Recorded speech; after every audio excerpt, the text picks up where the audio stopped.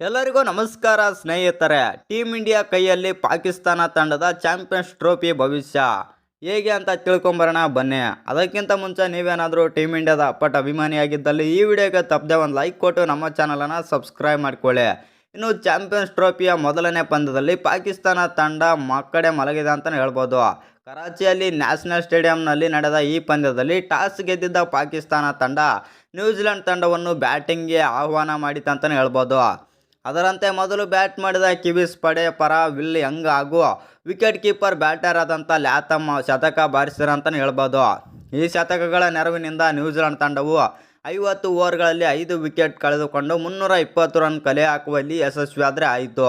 ಈ ಗುರಿಯನ್ನು ಬೆನ್ನತ್ತಿದ ಪಾಕಿಸ್ತಾನ ತಂಡ 47.2 ಓವರ್ಗಳಲ್ಲಿ ಕೇವಲ 260 ರನ್ಗಳಿಗೆ ಆಲ್ಔಟ್ ಆಗಿ ಈ ಮೂಲಕ ನ್ಯೂಜಿಲೆಂಡ್ ವಿರುದ್ಧ 60 ರನ್ಗಳ ಹೀನಾಯ ಸೋಲಾದರೆ ಸೋತಿತು. ಈ ಸೋಲಿನೊಂದಿಗೆ ಪಾಕಿಸ್ತಾನ ತಂಡದ ಚಾಂಪಿಯನ್ಸ್ ಟ್ರೋಫಿ ಸೆಮಿಫೈನಲ್ ಅತಿ ಕಠಿಣವಾಗಿದೆ ಅಂತಲೇ ಹೇಳ್ಬೋದು. ಏಕೆಂದರೆ ಸೆಮಿಫೈನಲ್ಗೇರಲು ಕನಿಷ್ಠ 2 ಪಂದ್ಯಗಳಲ್ಲಿ ಜಯ ಸಾಧಿಸಬೇಕು.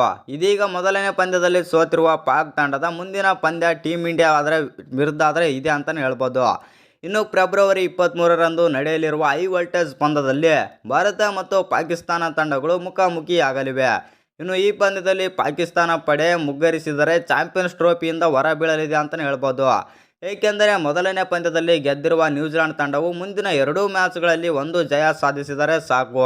ಇಲ್ಲಿ ಕಿವೀಸ್ ಪಡೆಯು ಎದುರಾಳಿಗಳು ಬಾಂಗ್ಲಾದೇಶ ಮತ್ತು ಭಾರತ.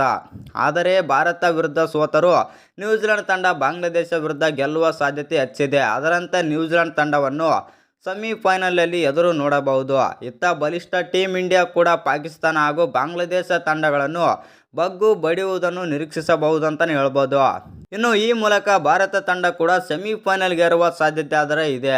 ಹೀಗಾಗಿ ಫೆಬ್ರವರಿ 23ರಂದು ನಡೆಯಲಿರುವ ಭಾರತದ ವಿರುದ್ಧ ಹೈ ವೋಲ್ಟೇಜ್ ಪಂದ್ಯದ ಮೂಲಕ ಪಾಕಿಸ್ತಾನ ತಂಡದ ಚಾಂಪಿಯನ್ಸ್ ಟ್ರೋಫಿ ಅಭಿಯಾನ ಬಂದ್ಬಿಟ್ಟು ಅಂತ್ಯಗೊಳ್ಳುವ ಸಾಧ್ಯತೆ ಇದೆ ಅಂತಲೇ ಹೇಳ್ಬೋದು. ಇನ್ನು ನಿಮ್ಮ ಪ್ರಕಾರ ಈ ಬಾರಿಯ ಸೆಮಿಫೈನಲ್ಗೆ ಪಾಕಿಸ್ತಾನ ಎಂಟ್ರಿ ಕೊಡುತ್ತಾ ಇಲ್ವಂತ ಕಮೆಂಟ್ ಮಾಡೋದನ್ನು ಮರಿಬೇಡಿ. ನನ್ನ ಪ್ರಕಾರ ಲೀಗ್ ಸ್ಟೇಜ್ನಲ್ಲೇ ಬಂದುಬಿಟ್ಟು ಎಕ್ಸಿಟ್ ಆಗೋ ಚಾನ್ಸಸ್ ಆದರೆ ಇದೆ ಅಂತಲೇ ಹೇಳ್ಬೋದು.